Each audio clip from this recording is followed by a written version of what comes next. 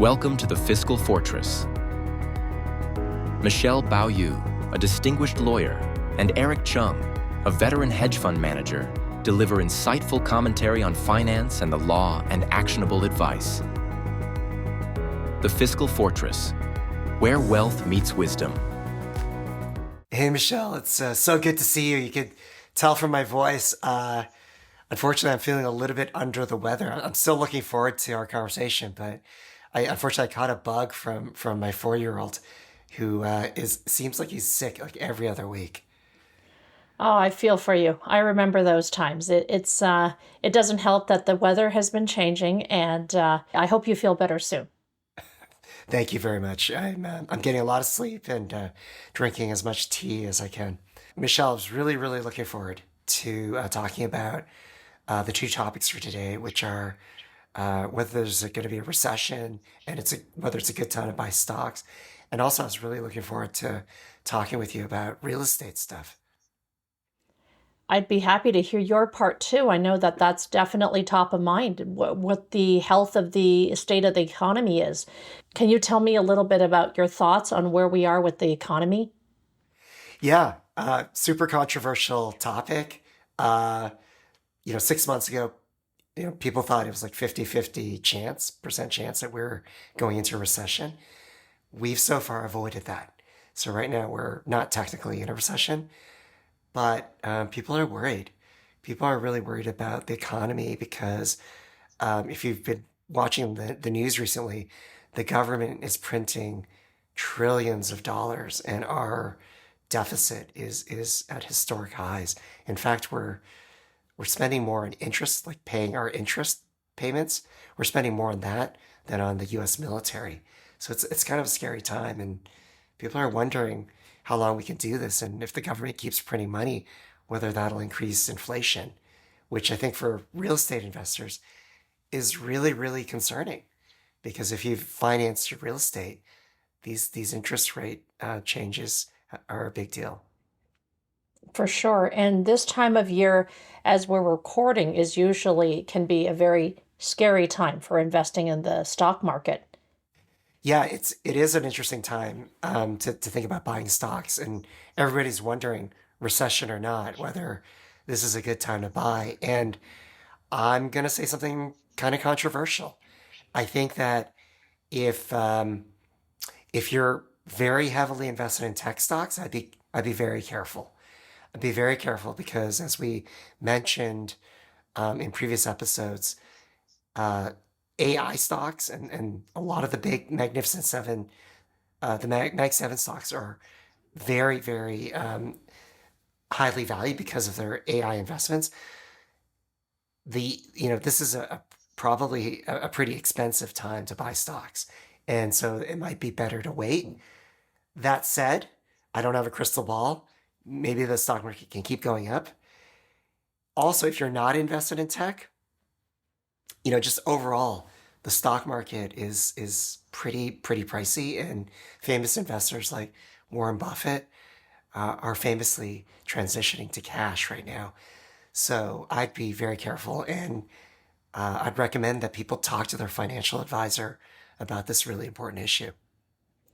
Do you feel that the recession should be a very predictable pattern, that every few years, a certain number of years, that we're due for a recession? I wish it were that simple. Michelle, historically, by the numbers, we've had a recession every 4 or 5 years. But as we know, like we haven't had a recession since 2008. So it's been like 15 years. And it's really, really hard to say, because it just doesn't happen like clockwork. So the short answer is no. But what I can say with certainty is there will be another recession at some point. I think it would be naive to think that, the government can just keep propping up the economy, which is what they've been doing. They did that in the global financial crisis, during COVID, and even now, just with incredible government spending, that won't have ramifications sooner or later. Yeah, and it is worrying when we're due for a recession. And if it normally happens 4 or 5 years, and it's been about 15 years since our last recession, to think of the impact because of that overdue correction. Yeah, definitely. But, then again, I don't want to be like, a pessimist. It's always a good time to buy good companies. A company that is well run, making money, it'll still be a good company. But I think the biggest thing is it's not really a question of market timing, but it's more as an individual investor, like how much time do you have to reach your investment goals? An obvious example is like if you are about to retire or you're about to retire in the next 2 or 3 years, you probably want to be a little bit more conservative. So this is exactly the type of thing that I think you want to talk to an expert about, a financial advisor. And also, we've been talking a lot about real estate, or a little bit about real estate. I'd love to transition the topic to real estate because this is another topic where it is not as simple as just buying and holding. There are a lot of legal issues and tax issues. And Michelle, I'd love to hear from you, advice that you might have for real estate investors. Sure. Real estate is a big part of what I do because when my clients come in for trust and estate planning, typically their largest asset is their home, which is real estate. And so the most important advice, if I could just, boil it down to 1 or 2 points, would be to make sure that if you own real estate, you have to hold it into the name of a trust. And it could be a revocable trust.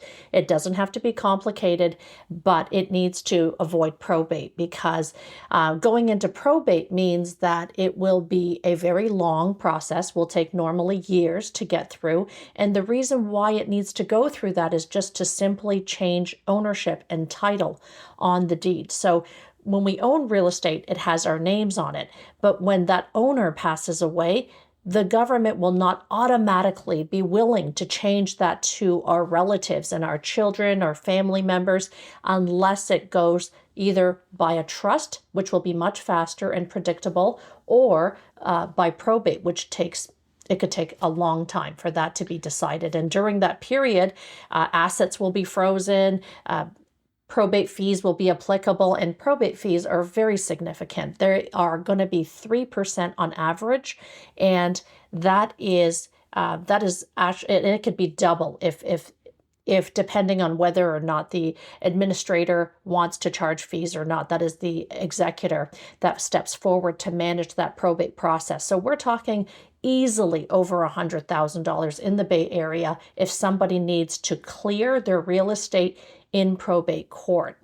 And so it is so important to make sure that that real estate is transferred into the name of the trust. If you aren't sure whether you've done it or not, a lot of times people refinance and just forget to move things back into the trust. Or if you haven't done it at all, please feel free to speak to a person who can help you or to contact our office. Yeah, it seems like such an important issue. I mean, it seems like that 100,000 it's a trap for the unwary. Like if you just spend a little bit of time, you could completely avoid that problem. And then the other thing that you said that really just personally concerns me is the lack of liquidity. The idea that if I pass away, my wife and kids, like they wouldn't be able to sell the real estate for a year or two. I mean, that's a really long time in the real estate market. Yes, it is really a scary situation to have assets that are frozen because it's locked up in a court process, and also to have taxes go up because the property owner has passed away, which means that things have to be set at a higher level. And so you're gonna, as the surviving family member, is gonna have more taxes due, and there's no access to the accounts that are frozen. Oh man, that's a big deal. That's a really big deal. Well, thanks for that advice, Michelle. Really, really, really helpful as usual. This is probably a really good time to wrap up this episode. For those of you who have further questions, I would encourage you to call Michelle or me. We're always happy to help out in any way that we can. And furthermore, you can also leave a comment on YouTube, or you could email us. And be sure to click to subscribe, share this episode with other people if you think it'd be helpful to them. Thanks so much, everybody, for listening. Oh, it's been a pleasure to talk and be able to share this information. I see it all the time on my end, but it's so important to be able to just let you know that if you have any questions, please feel free to contact Eric or I. We're only a phone call and email away. So be sure to be in touch if you have a question. Thanks, everybody. Take care.